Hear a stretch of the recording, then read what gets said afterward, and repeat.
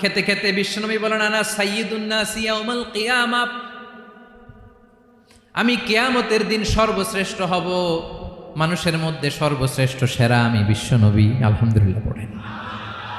বিশ্বনবী বলেন সেদিনটা বড্ড ভয়ঙ্কর, সেদিন কেউ কারো কোনো উপকারে আসবে না, বন্ধু বন্ধুর কাজে আসবে না, স্ত্রী স্বামীর উপকারে আসবে না, স্বামী স্ত্রীর উপকারে আসবে না, পীর সাহেব মুরিদরে বাঁচাতে পারবে না, মুরিদ পীর সাহেবরে বাঁচাতে পারবে না, নেতা কর্মীর পরিচয় দিবে না, কর্মী নেতার পরিচয় দিবে না, ভাই বোনকে চিনবে না, বোন ভাইকে চিনবে না, বাবা তার সন্তানকে চিনবে না, মেয়েকে দেখে মা দৌড়ে দৌড়ে পালাবে। বড্ড ভয়ঙ্কর দিন।